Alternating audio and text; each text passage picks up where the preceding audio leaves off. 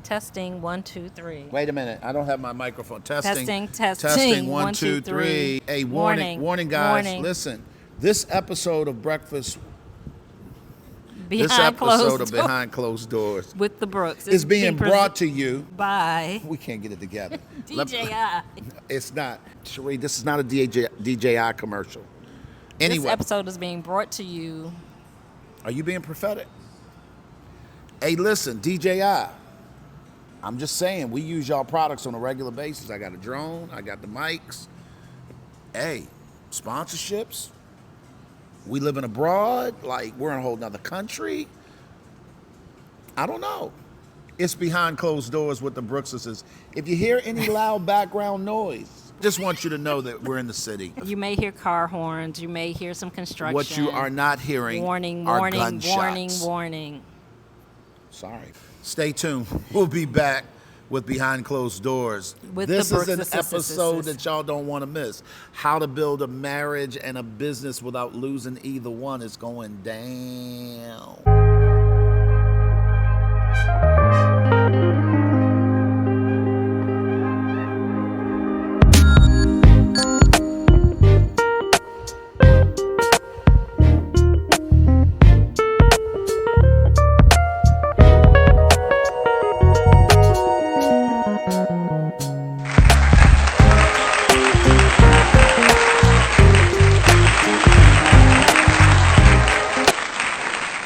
Why are you rubbing your hands like that? Getting ready. What you ready to make a fire? Hey, listen. Well, welcome back, guys. Welcome back to another edition of Behind Closed Doors. I'm Glenn P. Brooks Jr. I'm an author. I'm a speaker and a relationship coach. And this lovely, light-skinned young lady right next to me The is wonderful, the magnificent. Oh Lord. Sheri A. Here we go with Brooks the 1,000 titles. Dude, can we Sheri A. shorten the Brooks Jr., titles author, because people speaker, ain't and got time. relationship coach. And today we're going to be talking about balancing love and business, how we prioritize our marriage as business partners. So there are 3 key points I need you guys to know up front, and we're going to talk and unpack these. Number 1 is communication is key. We hear that all the time. It's become this saying, this it sounds cliche, and it has become that, but it is critical. Number 2 is Establishing boundaries, healthy boundaries. Establishing healthy boundaries in your relationship as well as in your business partnership. And number 3 is supporting each other's growth. Now, I want to just say this really quickly, and you guys need to stick all the way through. If there's any reason you guys need help with building your business, your relationships, Sheri and I are whole relationship coaches. We do a lot of consulting work with entrepreneurs, particularly couples who are trying to grow something together, which brings us to today's talk, babe. You wrote a book a few years back called How to Build a Marriage and a Business Without Losing Either One. Did I get the title wrong? Building a successful marriage and business without losing either one. So the premise of that book is kind of why we're going to talk about this. The last episode, we interviewed Team Eps, business owners, entrepreneurs. If you guys didn't get a chance to check out last week's episode, you need to go back and listen to that because they embody this entire growth spurt or growth trajectory, if you will, on what it looks like to start one way and end up another. So, babe, real quick, let's talk about these 3 points because I think that when people get married and they happen to be either in business or maybe they're on this really aggressive career mission to climb the corporate ladder or whatever the things, the marriage can get set aside real fast. And a lot of that has to do with setting up, the expectations and what we're doing here. Right. And that's why we talk about communication all the time. And I'm going to say this. We are going to beat a dead horse when it comes to communication. People say don't beat a dead horse. We're going to, that joker been dead. We're going to keep whooping them. Because communication, as much as it's cliche to say communication is key, communication is the foundation of any partnership, whether it's your marriage, whether it's a business partnership. You have to be able to communicate with the people that you are doing life with, you're doing business with. You have to be able to communicate, and it's essential, it's even more important when you're in business and you're married together, because you have to be able to have open and honest communication. And when we say open communication, we're not just talking about that you just, are able to talk to each other. Open communications mean I'm able to share with you when I'm hurt, when I'm disappointed, when things aren't going the way that I expect them to. When it comes to being married, oftentimes we have these expectations of our spouse that are not communicated, because in many cases, you don't realize you have an expectation until the situation happens. Right, absolutely. We don't have this long list of everything that I expect from my spouse. There are some general things that you'll know. I expect you to maybe help around the house. Come home at night. Hey, that's a good one. I expect you to come home every night. Bring the money here. Right. So those are some general expectations, but there are many layers to all these expectations that have to do with our individual values. Yeah. And so one thing that we definitely suggest, whether you're in business or not, is that you both establish and understand what your individual values are, because that's where your expectations are birthed from. Yeah. So if I know that I value family, Glenn values fun. We need Why did we say that at the same time? The girl, no, listen, wait a minute, we got to take a pause for the cause. You know me. I know she you. knows her husband. You silly. And so understanding what we value is going to affect every layer of our relationship. 1000%. When you are business partners together, or if one of you is career oriented, you're operating in several different roles every day.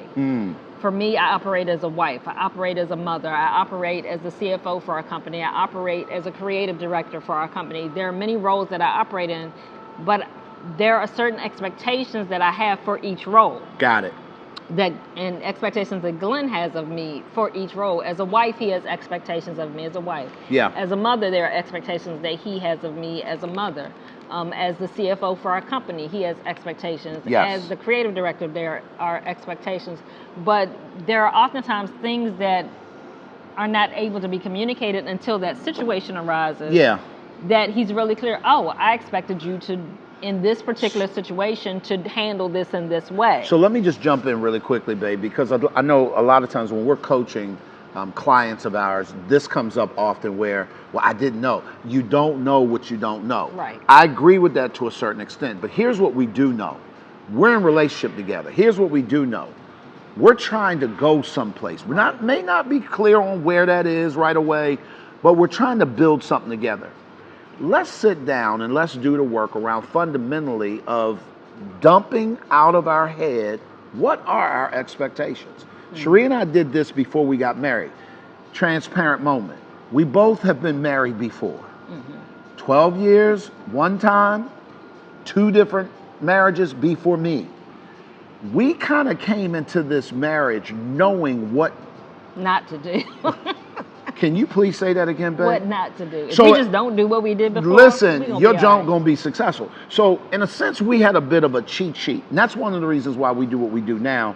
As relationship coaches, our goal is to pass along the lessons that we've learned in hopes that if you take anything from that, you can win. So Sheri, for us, we had to come to a conclusion that we didn't share values, or we did not have many all of mutual our values, right? All of our values because we didn't even know what they were. Right. And so I think that being able to sit down and have those conversations. So one thing that we realize that has helped us to be successful, not only in our marriage but in our business life, is that we sit down regularly and have check-ins. Yeah. And so weekly we sit down and talk about how did this week go. Yep. So also, when things do occur, sometimes you're not able to talk in the moment because you're in the emotion. So by having these regularly scheduled check-ins, so I may have been disappointed by something Glenn did earlier in the week, but I was emotional, I wasn't able to have that conversation then.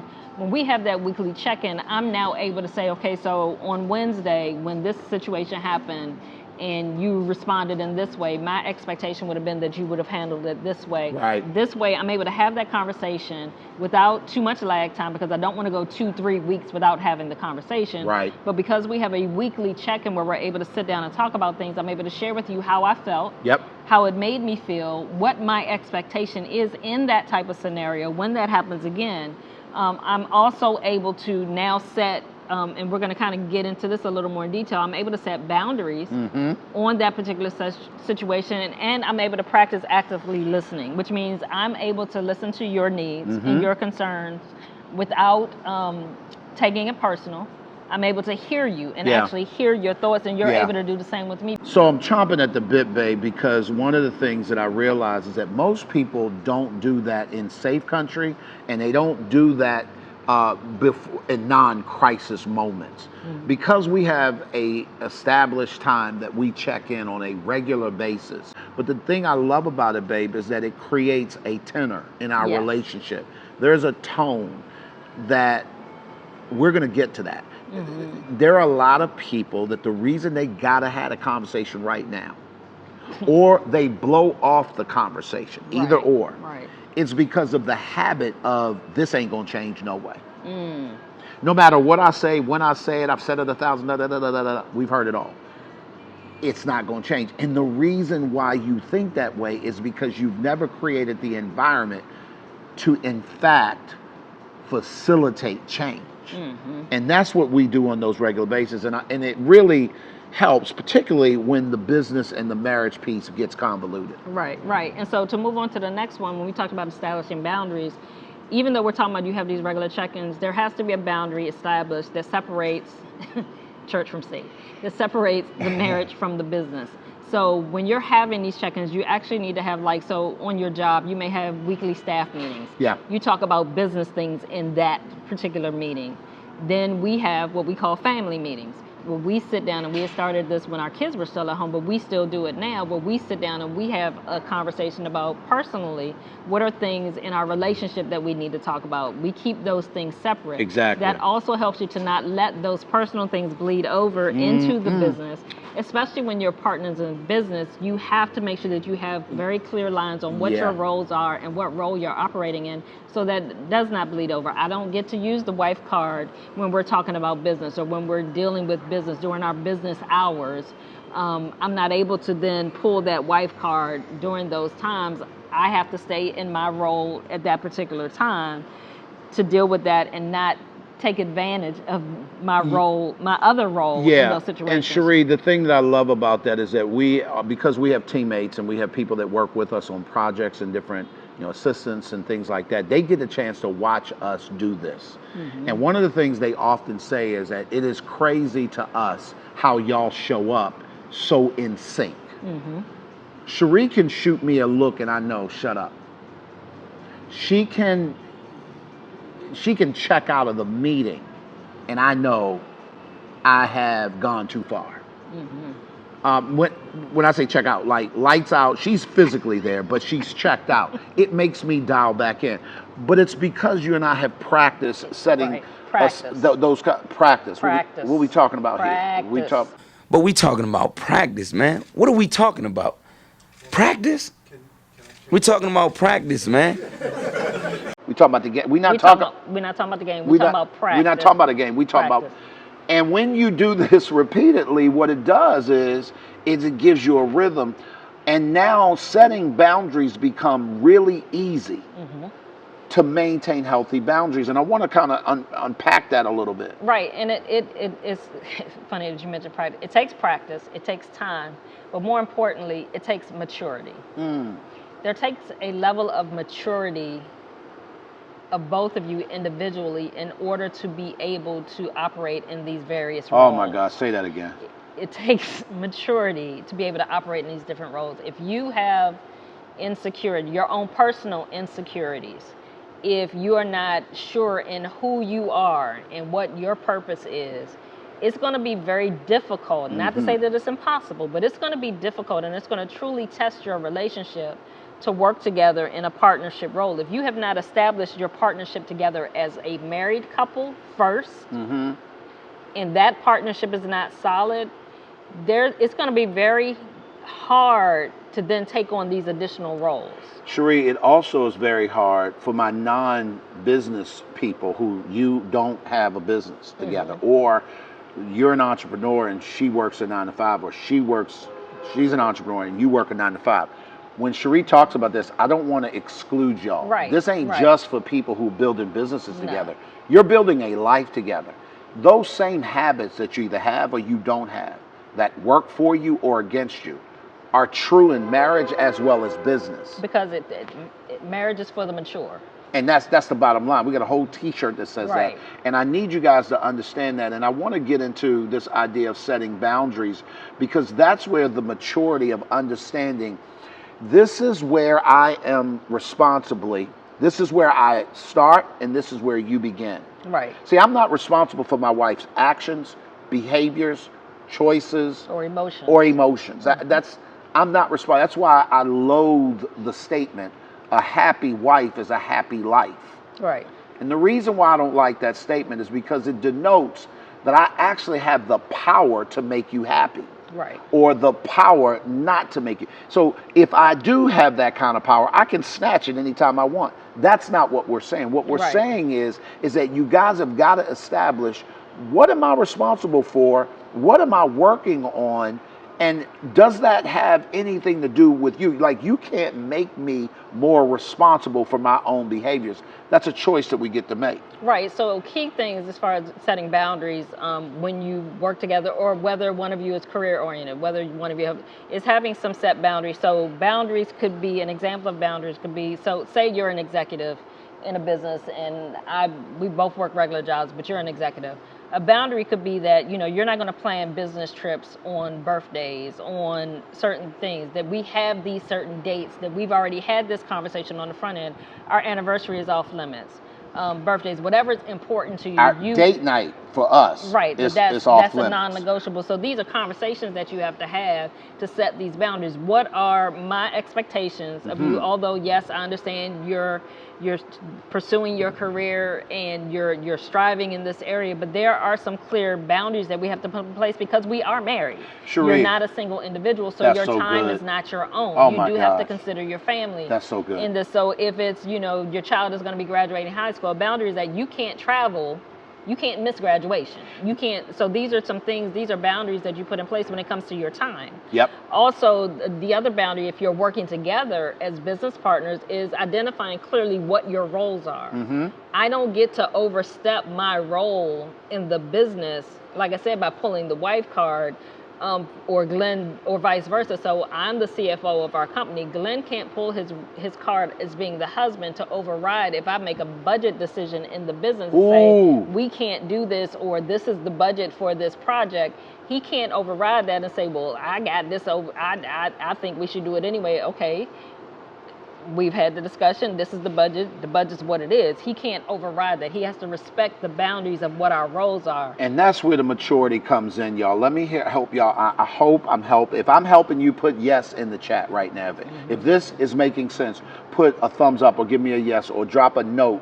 The reason why this is ridiculously important, Sheri, is, and this is where we talk about the maturity piece. I respect the CFO of my company. Just happens to be my wife.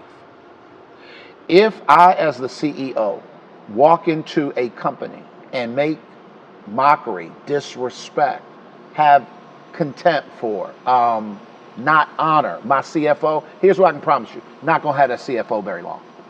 Nope, they're gonna walk out the door. Because at this particular point, when we're all in the C-suite together, whether you are the CEO, the CFO, the COO, and any of them other C's, you guys are equals. Right.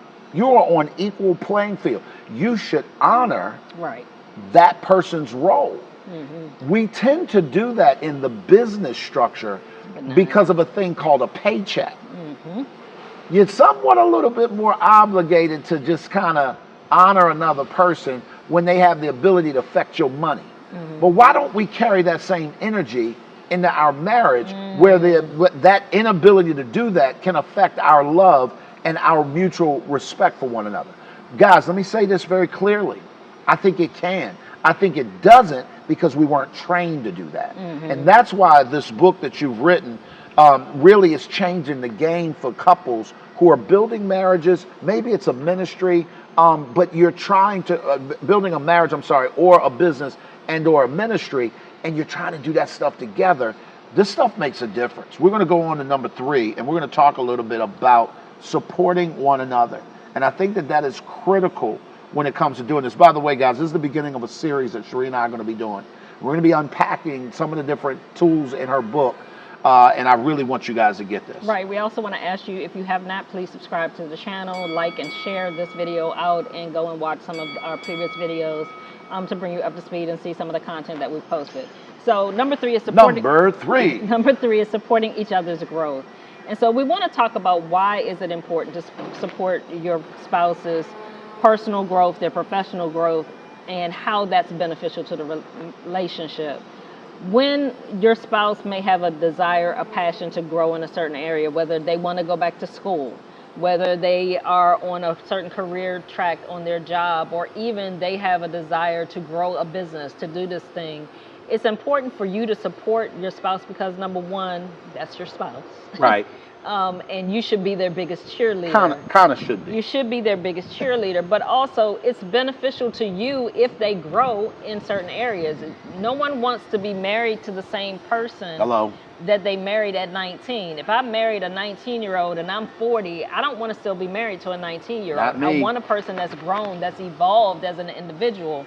That they've matured, and so their personal growth, they're growing in every area of their life, is going to be beneficial to me because as we grow older together, we're growing together. That part. You know, it's very disconcerting when you're in a relationship when one partner is growing and the other partner is stuck. Yep. It's very evident, and it causes a lot of strain on the partner that's growing. But we also do have to recognize that we may not grow at the same pace. Yeah. So there does have to be a level of grace. There has to be a level of patience with your spouse. But the worst thing that you can do is if your partner is growing, they may be outpacing you, is for you now to basically sabotage their growth because of your own insecurity. Oh, that's good, Sheri. And I want to kind of piggyback or kind of switch gears a little bit and talk about what does it look like to foster the environment for growth. You guys have heard me say how much I hate the idea of happy wife, happy life, happy spouse, happy house. That puts all the onus on an individual to become the happy maker.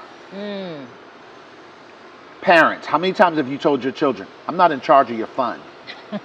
What do you mean when you say that? Meaning, at some point, you're going to have to, Johnny, Susie, whatever the name is, Shaquita, Jaquil, whatever the name is, right? I am not the entertainment I director. am not the director of entertainment. entertainment for you. Same is true in our relationship together as husband and wife. It is not my job to get you to grow. It is not my job to get you to develop personally. It is not my job to get you to develop professionally. What is my job is to foster an environment where those things are possible. It starts, first of all, with me. One of the things that I think fostered Sheri's personal growth was her watching me grow. Yes. Her watching me say, you know what? I screwed that up in real time. And you know what? You are 100% correct. And I'm going to ask you, if you grace me for the next 60 days, I am going to work like never before to change that about me. I've had exact statements like that, put myself on the clock, and went to work on changing something because I knew that it was no longer beneficial. What that does is it creates an environment. Sheri has done the exact same thing. Our move here to Panama was fostered by her personal growth or desire for a place to come to where she could experience peace of mind on a regular basis. I followed in suit. I went and told. I gave her no pushback. Now, some of y'all might say, well, neither would I. But when it disrupts your whole life of what you're used to get up and move internationally, that's a whole nother thing. So, babe, when we're talking about supporting one another, what's a number one tool or strategy or something for you that causes that to be true for you? I think number one is you have to communicate what your desires are, what your passions are with your spouse. And you need to sit down and come up with a game plan. How is that going to impact the family? How is that going to impact your overall situation? Talk about, don't be afraid to share your dreams with your spouse. By sharing your dreams with your passions, your ambitions with your spouse, they are able to get a big picture on what this looks like, on where it is that you're trying to go. And then they're able to see, you know, is there a role that I can play in that? Yep. There may not be a role for me to play in it. My role may simply be to support you, be a supporting cast. Right. In your journey going there. But even in that, by my encouraging you to do this, it's going to be beneficial. When you are feeling fulfilled, when you are feeling, when you're successful in another area in your life, it's going to affect you overall as an individual. So you're not going to be Mr. McGrumpy over here because you're not succeeding. Not Mr. McGrumpy. But if I you're like that, if but you're we need to create a character behind Mr. McGrumpy. if you're successful, if I'm succeeding in a particular area in my life, it's going to it's going to give me joy. Absolutely. That's going to transfer to the relationship. Absolutely. That's going to be beneficial for everyone. And I think that we have to be honest with ourselves. When you do not wish to support your spouse in their dreams and their passions, and you're not supporting their personal growth in a certain area, we have to be willing to look at ourselves and see, what is it? Is this triggering something in me? Is this triggering my own insecurity? Or is this just not, it's not something that I'm familiar with. It's something, it's pushing me outside of my comfort zone. Ooh, that's good, babe. And be honest with that, but have that conversation. Sheri, it's funny because when I said to you, I know when we came here to Panama to visit, and you said, I don't want to go home. Right. That was a real moment. And I looked at you and you were serious. And my response was, well, we got to go home. And your response to that was, we ain't got to go nowhere. That was the CFO talking. It wasn't my wife. My wife left the reservation at that point. Financially, she said, we ain't got to go nowhere. What it did is it introduced an opportunity for me to support her. Because she was making me aware of something that as the CFO, I wasn't aware of in that moment. I was like, do tell. What I had to realize is that Sheri had already been contemplating what could this look like, positioning how would it affect our business, how could we massage some things to make this happen. And when I was in that moment and I was just quiet and I listened, I had to say, you know what, now that you're having that conversation with me, you're 1,000% correct. I see the vision. But until you sat down and explained to me what was on your heart, in the greater scheme of things, I knew we were wanting to move abroad. Right. So she had already, talked about the dream of, one day, right? I didn't expect that one day to be that day. Right. If that makes any sense. Again, pardon the noise in the background, guys. We are in the city. Right. And it's a party happening. So it all goes back to communication. It's being able to sit down with your spouse, share your passions, share what your goals are in the business, what your goals are for the marriage. Being able to sit down and have those conversations and talk openly with one another is going to be what's going to help you to propel your marriage to the place that you want, as well as prepare your business or your career so that you can stay as a unit, so it's not separate. Yes, you may go to a 9-to-5 and you may be an executive on your job or whatever position you have on your job, and that's the thing that you're focused on when you're there at your job. I'm not saying that the two bleed over, but it is possible to be successful in both areas. And in order for you to do that and your marriage to succeed, there is communication that has to happen. Absolutely. I think one of the biggest mistakes that couples make is that they keep their job, and I'm not saying you got to share every aspect of your job with your spouse, but if you're on a track to grow, to excel on your job, which means you're going to be taking more courses, you're going to be working extra hours, you're going to be traveling more, things like that. Those are conversations you have to have with your spouse. Because it's going to affect your spouse. And so now if you have a 9-to-5, you just go to work 9-to-5 every day, it's not infringing upon your family time, it's not requiring anything of you other than that 9-to-5. And that's already been established that I'm going to work 9-to-5. Then there aren't as many conversations. But even in that, I want to challenge you, because just because you work a 9-to-5 does not mean that there are not times when you're going to have to make adjustments. If a child gets sick at work, have you guys had the conversation? Who's going to leave their job and go pick the child up? Right. Is it always assumed that it's going to be the wife? Yeah. But have you had that conversation? Because I may be in a meeting that day and I can't go. And so when the school calls you, are you prepared to make that adjustment? Or have we created a fail-safe to ensure that no matter what happens, there's someone set aside that can do that? These are all conversations that need to be had around supporting each other. So that there's no resentment. Because at the end of the day, when you don't have those conversations, you as the person that's on this particular track, you're trying to focus on your career, you're trying to focus on building the business, you will feel resentful when you feel like you're being pulled from that Absolutely. into the family because you guys 1,000%. haven't had those conversations. Absolutely. Guys, listen, we're going to come back in the next episode. We're going to continue to unpack different principles from Sheri's book. Building a successful marriage and business without losing either one. Listen, and it's going to help you immensely on so many levels. Again, if there's anything that we can help you with, check out the links in the descriptions below. You know, we've got a myriad of things that we do as relationship coaches that could potentially add value to your life. We just want to make sure that you know that they are available. At the end of the day, here's what I know to be true. You cannot get to any place of significance by yourself. because we all need some help. Some help. I need somebody. Y'all help. be not just anybody. Y'all be good. We'll talk to y'all next week. Stay tuned.